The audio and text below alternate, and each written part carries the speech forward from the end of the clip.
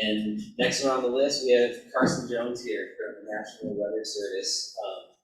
He's going to talk about the major storm-producing weather systems in South Central Alaska. And we were talking just before we got started today. I think he's going to have some tidbits to share from that November 9th storm and why it produced so much. A little background on Carson. He grew up an avid skier in Colorado before translating his passion into a career as a meteorologist for the National Weather Service. In college and grad school, he studied mountain weather and snowpack climatology in the Southern Rockies before moving to Alaska. And he's been a meteorologist at the Weather Service for 3.5 years, and he also heads the Avalanche program there, where they continue to implement new tools to help forecast for the many mountain ranges and popular backcountry ski areas throughout South Central.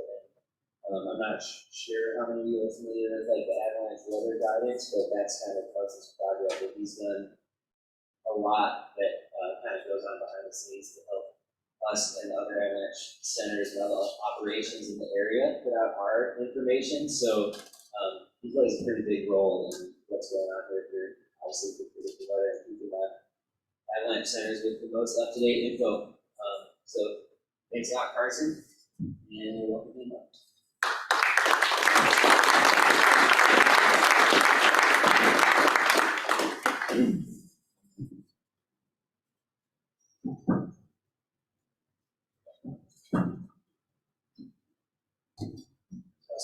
Everyone hear me? All right, so yeah, I was going to talk about kind of the main top 3-ish weather patterns for South Central, but given that we just had a very impactful storm for pretty much all of South Central, and it was really low predictability with potential for high impacts, I'm going to be talking quite a bit about that system, and if I have some remaining time, I can talk about some of the other weather patterns. So a brief overview. I know we have a lot of kind of weather nerds here who like to look at various weather models. I'm going to do just a quick review, calling it Net 101, what I'll be talking about, the reasons, and the charts that I'll be explaining throughout the presentation. Then kind of going over those common weather regimes, but more recently that bigger storm we had, and then briefly touching on the avalanche weather products that we are continuing to work to improve and provide for backcountry users and for avalanche forecasters. So every day when we get to work, we look at what we call the forecast funnel. We start out with the planetary scale. We're looking at things like the jet stream and the trough and ridge pattern. And then we're slowly looking down in the atmosphere to try to produce that forecast for point areas such as Turbine Pass or Kenai Peninsula. So we're looking at various different levels of the atmosphere, all of our various different models to try to get the best forecast possible.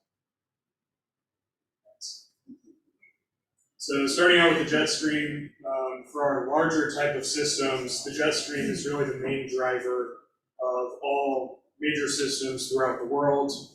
We live at kind of the mean position of the polar jet stream. That's really caused by having such a vast temperature difference from the poles in the northern hemisphere in the winter as those drastically cool down, and then you have relatively warmer water over the North Pacific. That creates a really strong jet stream for most of the state.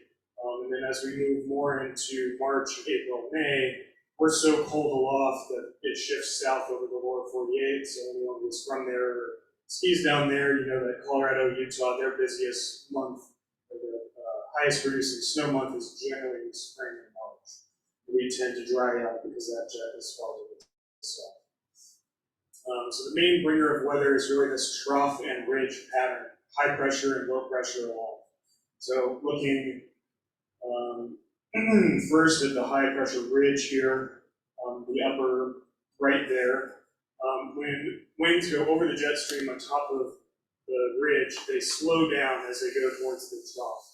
That produces what we call convergence. So as air slows down, it's compacting aloft, and it doesn't like to maintain that high pressure aloft, so it descends, you get your high pressure at the surface. And then when it rounds the base of that trough, that dashed line there, it then speeds up as it goes towards the next ridge. So when it's speeding up, we have what's called upper level divergence. That's that mass getting stretched out, so there's now a void, a low pressure aloft, that then pulls the air from the surface up, and that's how you get your low pressure systems at the surface. So we're looking constantly at these various trough and ridge patterns to try to really dial in the forecast here. And then we're also looking at the vertical profile, and that really plays a lot into what you're going to be looking at for ridgetop winds. And it looks it's very important for the level where there could be a rain transition or what your snow level is going to be. So this is what is called a sounding. The red line there is temperature, and then dew point is the green line. But on the right here, you can see these various wind barbs. So the way to interpret a wind barb is if you imagine kind of a bow and arrow, that arrow is going to be pointed in the direction that the wind is flowing. So westerly wind, for example, you can actually see the mouse here, I use the clicker. A westerly wind aloft is going to be pointed to the right side of your screen. Easterly would be pointed to the left side of your screen. Just imagine a bow and arrow flying. I'm talking about the wind direction here. Also when we're looking at the vertical profile, a lot of South Central's mountain ranges, we're looking at ridge lines between probably 2,500 up to 5 or 6, maybe 7,000 feet for some of the higher areas that people are skiing. So we're looking at a level anywhere from 900 millibars up to about 700 millibars at the very tallest. That kind of is exhibited there on the left side of your screen there. Not very many of our systems actually have intact fronts when they come into South Central. Oftentimes they're occluding, the low is weakening, but kind of using these graphics to exhibit. They're from the summer, but the overall theme is still there, what we're going to call cold air advection, or a cold front. Cold air is really dense, so when it moves through, it punches up the warmer air that it's running into and causes rapid lift, rapid cooling, and produces snow. So a good way for us to get really heavy snow dumps here in South Central, especially for more interior areas of our various mountain ranges, thinking of Summit Lake or getting the snow farther up into the eastern Chugach to more of the continental climates. You need that cold air advection, because it's more of a little bit of an extra oomph to get the precipitation farther into the mountain range. So the orientation of our mountains is really everything for what areas are going to be favored for every different storm system. We call it orographics, just a fancy way of talking about upslope and downslope. So upslope, air running into the mountain, it lifts, it cools, it precipitates. Downslope, they are going over the backside of the mountain, it warms, it dries out. So throughout our various different ranges here, various wind directions will cause favored areas for higher snowfall rates. So due easterly, Portage Pass is about the lowest area at the intersection of the Kenai and Chugach Mountains there. So if it's due easterly, of course all of the Turnagain Arm areas are going to be getting snow. But if it is out of the due east, it's going to be a little bit more favored for Turnagain Pass. It's going right through Portage Pass, and the first thing that it hits is the mountains right by Turnagain Pass, as opposed to maybe southeasterly. Those winds are going to be funneling through Portage Pass and running into Girdwood first. You know, both areas are going to get a lot of snow, but it's those minor differences that we're looking at sometimes that can really lead to differences across a relatively geographically small area. Southeasterly is also great for Thompson Pass. Air, to the best of its ability, doesn't like to go over the mountains. It doesn't want to fight gravity. So in the lower levels, it's going to be trying to channel through various different gaps. So for Thompson Pass, that very large gap is the Copper River Valley there. So some of the air is able to go through the river valley and then hits Thompson Pass. With the southeasterly flow, it's usually because that trough is also lifting over that area and giving it extra lift. For the northern Chugach, southeasterly is good, particularly if you have a low kind of skirting the coast here. That's going to be overrunning moisture over the Chugach, and then you'll have actually northerly flow in the lower levels, producing some snow for the northern Chugach there. And then Lost Lake as well is good for southeasterly. It's out of the due east, Resurrection Bay there, and just that large valley will actually downslope out, and Seward won't get quite as much precipitation. So if there's a little bit more of a southerly component to it, then your Lost Lake, your Seward, your Summit Lake area is able to get more precipitation if it's out at the due east. And then switching directions here, southwesterly, really good for Hatcher bass. That's what they were observing the last couple days here, where they had southwesterly flow. That just allows the moisture in the air to move right up Cook Inlet unimpeded by any other mountain range. So that's really, if you're going to get a big dump of snow for Hatcher Pass, we're having southwesterly flow up the inlet there. It's also really good for the Front Range, particularly the southern Front Range and Indian Valley area. So those winds, they move up the inlet, but at the same time, you still have this easterly component moving through Target Pass. So we get what's called convergence right at Indian Valley and the southern Front Range from those little weak easterlies that's able to really enhance those snowfall rates. Your Peak 3, your Indian Pass type of area for the Front Range. And then Valdez, also that kind of more maritime climate for the coastal range near Valdez. That southwesterly flow is able to go through Prince William Sound fairly unimpeded and go over the relatively smaller mountains, and then in the low levels go through Valdez Arm area and then upslope pretty heavily into Valdez. Cordova, it's right on the coast. It's going to get precipitation regardless because it's the first thing that it hits. So I'll be talking mostly here about what we're just going to call the November 8th, 9th superstorm. Absolutely incredible snowfall rates really throughout all of South Central, some of the highest that I've seen. I've only been here 3.5 years, but the predictability of this storm was incredibly low, and we knew it was going to be very impactful regardless of what solution ended up verifying, because we had an incredible amount of moisture and there was a lot of warm air and strong winds nearby. So what I'm going to be looking at for the analysis here, we're going to first just look at the jet stream. That's a great way to diagnose what we have called an atmospheric river that we talk about a lot if you ever read our area forecast discussions. That's just inches of water moving north in the jet stream and pummeling the coast, essentially. Those type of systems begin in the fall. That's why we have those really rainy days, September and August, and they can bleed well into the winter at any time of year as the jet stream, if it does amplify. Then we'll also, for some of the later events, I don't have 500 millibar heights for the superstorm, so kind of had to do data catch up, but we're going to be looking a lot at 850 millibar temperature and wind speed, because that was the main variable that really had a lot of question marks in our forecast for what precipitation type was going to be. And then, of course, the MSLP, mean sea level pressure, that surface low track is another very important variable for this system. So I'll be using mainly the SNOTEL network for looking at just QPF, quantitative precipitation forecast, or amount, really. Just multiply 10 to 1 there. Fortunately for this one, we were able to actually produce graphics with snowfall totals because we had so many reports coming in throughout the state.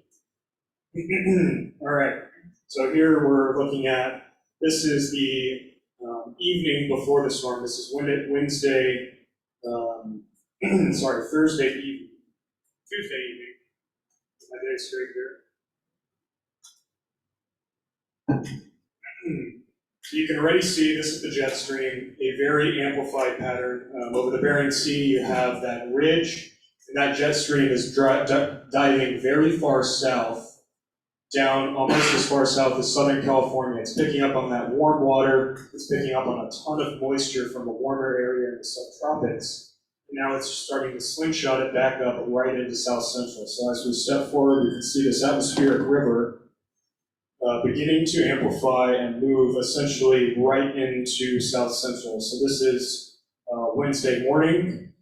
Your atmospheric river is now kind of pointed right at the eastern Chugach, Valdez, Cordova area. They're starting to receive snow at elevation. And then here's where things really start to ramp up. This is Wednesday afternoon. You see this jet retrograding back over, that's moving back to the west, is retrograding, and just pointed directly at Prince William Sound, and it's starting to even bleed over into Kenai Peninsula, Anchorage, and Atsu Valley as well. And then I'll talk much more about the surface low location, but you can see that as that little L967 millibars. this is a really strong low. And it'll be easier to see when I talk about 850 millibar temperatures, but this low was hurricane force as it was coming into the Gulf. Cordova at sea level had some 65, 70 mile an hour wind gusts along the coast there, and this is what we call barrier jet, this hurricane force winds. And typically, when we have that strong of a low, it doesn't necessarily, it's not a good thing for precipitation being snow down to sea level. But the way this low ended up tracking for the Kenai Mountains, Anchorage area, Tourniquet Arm, ended up being the perfect low track to have just an incredible amount of snow with really high moisture rates, because this atmospheric river essentially pointed right at Pennsylvania Sound as it progressed. Towards the end of the storm, the jet moves over into southeast Alaska, but we're still overall in this trough pattern. We still have plenty of lift from that strong surface low and still some jet influence as well. So this storm for us was really challenging to forecast because of a really high spread in the model surface low location and what it was going to do thermodynamically at 850 millibars. So you can see already in the temperature field here that we have a ton of warm, moist air essentially moving right over into Valdez, over the eastern Chugach area. A lot colder air on the other side, the western Gulf there. And then as we step forward, this is now Wednesday morning. You can see that deep moisture flow, really strong 850 millibar winds pointed right into Valdez and Cordova. That's 70 knots of wind pointed right at the coast, just slingshotting a ton of moisture right into Pennsylvania Sound area, overrunning into eventually Anchorage, Kenai Mountains, and the western Chugach. Now this is our surface low developing. This is what we call frontogenesis. It's the point where the low is rapidly deepening due to this strong pressure gradient, or temperature gradient, across the low. So 967 millibars is a very deep low. Our low-level winds are incredibly strong, just advecting that moisture up. But the key to it maintaining snow through sea level for the vast majority of the event, we're going to focus now, if you kind of just are looking at where the Susitna Valley is, Anchorage, and the Kenai Peninsula, notice that the wind is still cold. The whites on this, the European model, doesn't have the greatest resolution. The white just means that that pressure level is intersecting the mountains. That's why it's put out or whited out. But focusing on essentially right where we are, notice there is this northerly wind bar in the Susitna Valley. So it was really at the detriment of it maintaining snow for the Mat-Su that Anchorage and the Kenai Peninsula was able to maintain snow at such a heavy rate. It was pulling that cold air out of the north, and below this it was out of the northwest. So we have these strong southeasterlies coming up along the coast. Those are converging with the northerly and northwesterly winds right over the Kenai Mountains and the western Chugach. So when you have convergence, that produces even more lift near the surface. That air is not going to go down. It's going to go up, it's going to cool, and it's going to enhance those snowfall rates even more. So the way this low tracks, stepping into the next one here, you can see we're still maintaining north and west wind and cold air for much of the Kenai, and even still have some cold air for Anchorage, western Chugach Mountains, while just to our east, we're just spreading an incredible amount of moisture into those southeasterly winds. So we have moisture running over the top of the mountains, and our low-level and mid-level winds are still maintaining a whole bunch of cold air right over population centers and especially the Wood Seward Highway corridor. Valdez is just, or Thompson Pass, excuse me, is just lucky enough that it's high enough to maintain colder air.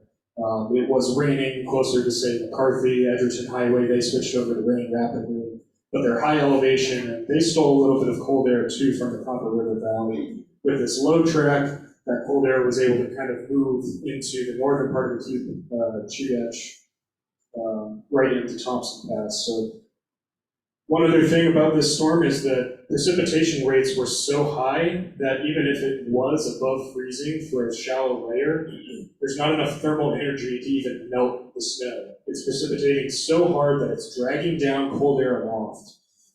And there's so much snow falling that it takes a lot of energy to transfer snow to rain. So it was snowing so hard that it actually couldn't really even melt except for the lower elevations. So now tracking forward, now our low is in Prince William Sound and it's still really strong. But you'll notice that the temperatures are even colder now over Anchorage and Kenai Peninsula. But you're starting to see those green colors in the Susitna Valley. That is air downsloping now off of the Alaska Range, and essentially we've just stolen all of the cold air from the Susitna Valley. The Mat-Su transitioned over to rain while Anchorage, Kenai Peninsula during this time frame was still just dumping snow well overnight.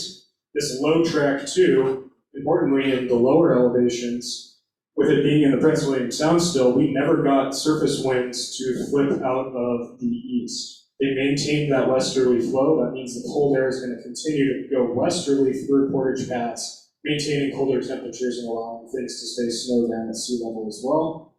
And then this was what was giving us a headache, is what is the low going to do as it approached the Kenai Peninsula? Is it tracking over to our south, or the European solution is what ended up verifying? It tracked into the Mat-Su Valley. We maintained weak easterly winds through turning an arm. They never really even transitioned until much later in the morning. So that low tracking to our north, we never got the warm air push over the mountains that we were anticipating for possibly Anchorage. The forecast for Anchorage was 10, 15 inches of heavy snow followed by rain, or 20 plus inches of snow. We ended up getting that 20 plus inches of snow because this low tracked farther to the north. So here was the other solution, the GFS model. It was farther to the south, and you'll notice with that being farther to the south, this was a similar time frame, much warmer air over the Susitna Valley and already over the northern part of Anchorage and Eagle River area. So that was a possible transition to rain that could have occurred if this farther south solution ended up verifying. Moved into more of a western Prince William Sound, more warm air for Anchorage, and then it tracks over the Kenai Peninsula. That would have induced easterly flow in the low levels. It would have warmed us up. Anchorage was 32 to 34 degrees the entire event, so definitely was still a warm event, but we would have shot into 38 or 40 degrees had that wind moved in out of the east. So it's all this low track with the EC solution being what more verified. So here is a satellite loop. I'll just let this play a couple times and then slow it down and kind of analyze it. So there's our really strong low developing, and you see it just track into Prince William Sound and then somehow directly over the highest point of the Chugach and into the Mat Valley. So I'll pause this and kind of step through it a little more piecemeal here.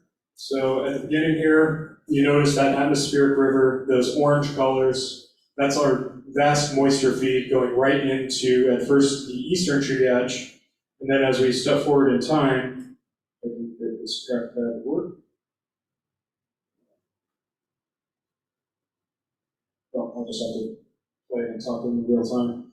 Our low, really strong low developing, and right as that low is developing, you'll notice this surge of moisture moving over right there.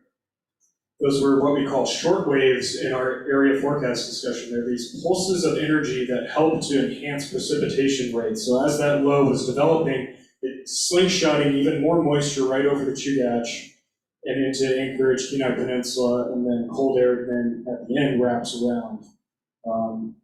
Really an incredible event. It was a pain to forecast.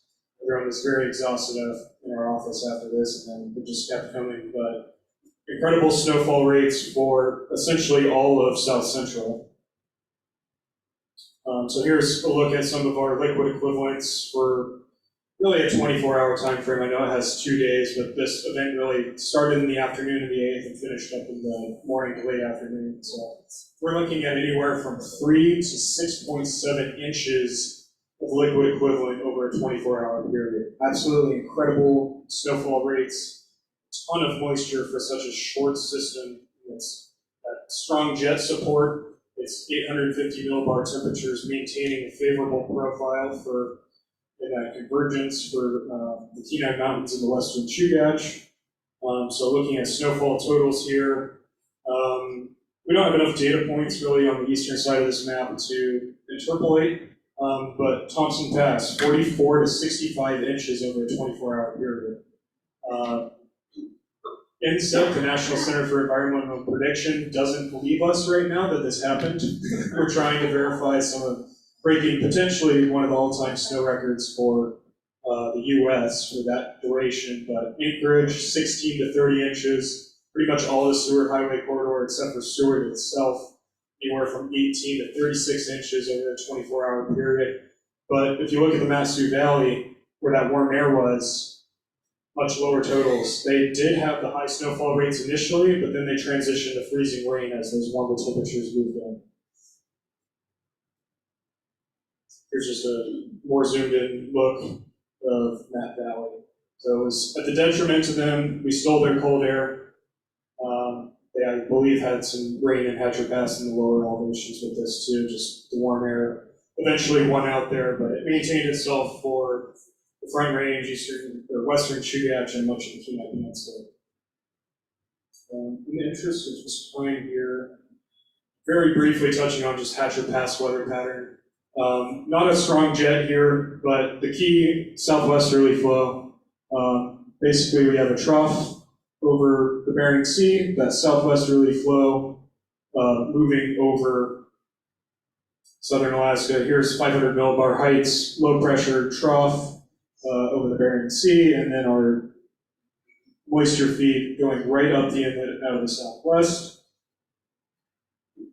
And then here's our 850 millibar wind and temperature. So you can see it's just funneling right up Cook Inlet and into Hatcher Pass, into the southern Front Range.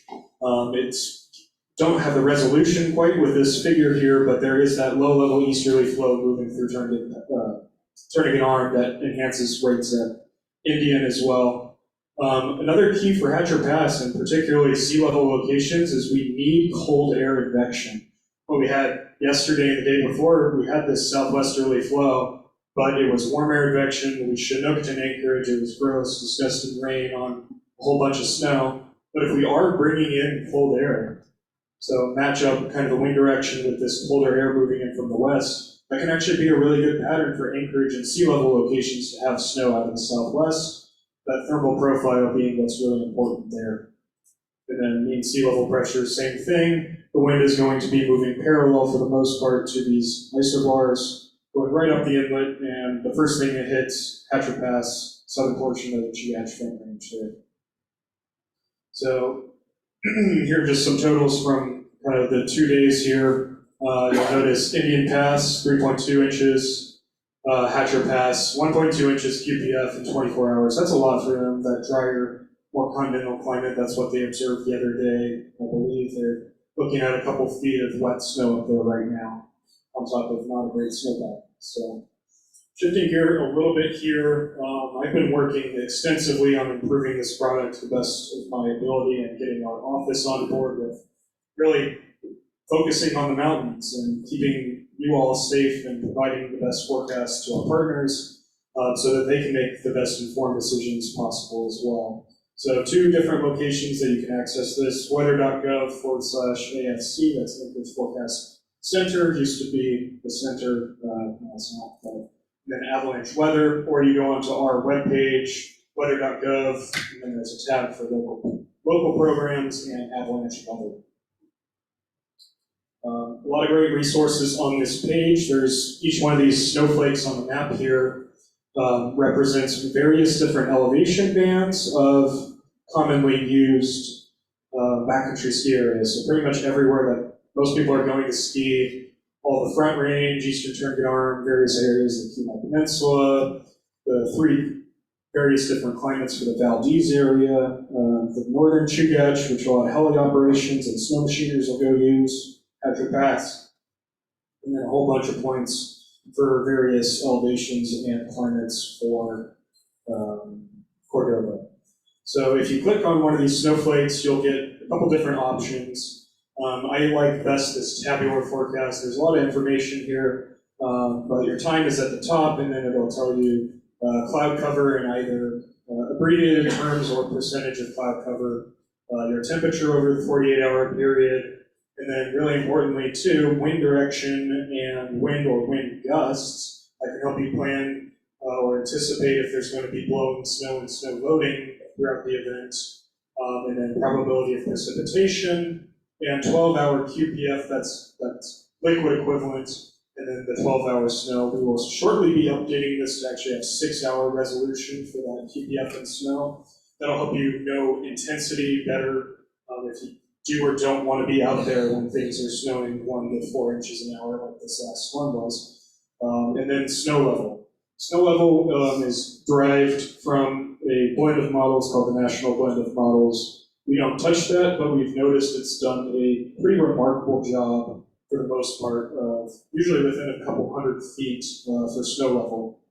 One area that is not currently working is Valdez. That's where you should look at this precip type. That is the grid that we edit. Just something wrong with the model. Valdez, it consistently says it's going to be 1,500 feet. Valdez is one of the snowiest sea level locations in the world. So if it says snow and colder temperatures, ignore the NBN model. But for the most part, everywhere else, that snow level does a pretty good job there. And then there's also this graphical version. I think it's a little harder to read, but you can see trends. We're trying to get them to have more of a dynamic temperature curve because it goes up to 45 degrees, and so you can't really tell all that well what the change in temperature is going to be, but it's another way to look at this forecast. And then this year we also added the forecast discussion. So we're focusing on a couple sentences regarding the overall weather pattern and wind direction shifts, things like uncertainty we're trying to put in there as well. Our storms oftentimes, especially if they're moving out of the North Pacific, have a ton of uncertainty. So that's a great place to go and read about how confident we're feeling on our forecast, or various different scenarios that could pan out depending on what the storm track is, what the thermodynamic profile is, things of that nature. And then below that, you have just this large summary over a 48-hour period for snow and QPF, or total liquid precip. We also have, if you just want to quick and dirty, here's your snowfall maps for all of these various areas. There are 24-hour increments going out 48 hours. To say on that, but if you ever just want to know what you're going to get in Anchorage too, and you don't feel like clicking through our webpage, just pull this up, and that can be a really quick, easy range and automated graphics. So here's some of the content that we have in that discussion. We're really trying to focus on timing, your changes in wind profile, snow levels, what the intensity might be, total snowfall. When we get into the spring, cloud cover is really important for those wet slap type of scenarios where we're going to be warming up the snowpack in the afternoon. So cloud cover, we'll talk about that, and those quiet spring days when it gets sunny, and then any time where temperatures or the elevation of the snow is going to be rising. We'll try and mention that as well. So a lot of things that we can put in there, and I'll take any questions.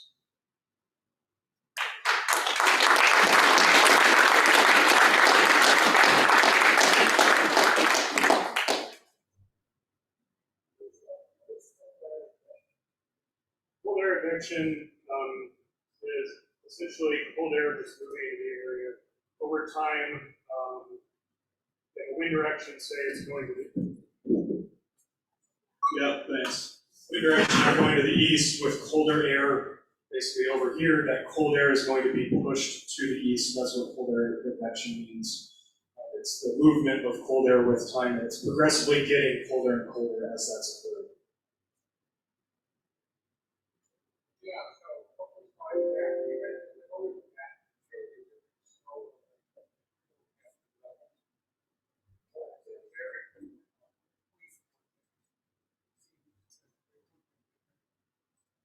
They do come from different sources. So for our point and click, and a lot of the grids that we're calling weather grids that we're editing to get you your point and click forecast, we're doing that by hand manually, and it's just going to say snow, rain, or rain snow mix. For this product, we've noticed, particularly in complex terrain, that the NBM for snow levels performs the best, so that's what we've been going with for this product in particular.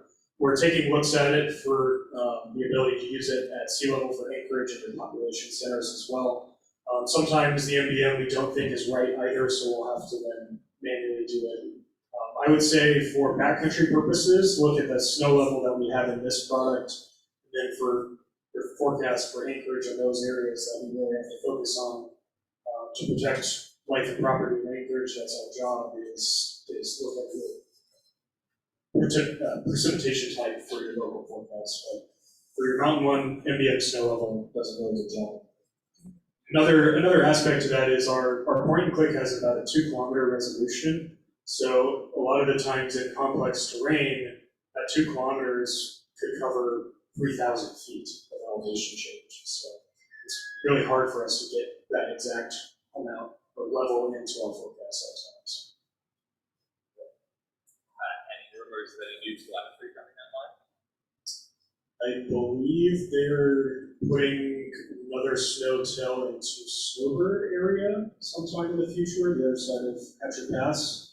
Otherwise, there's not any that I'm familiar with.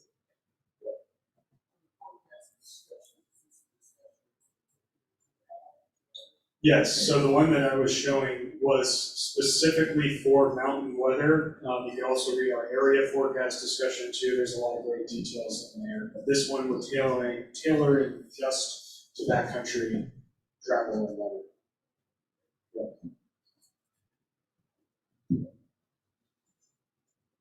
That is awesome. Thank you, Carson.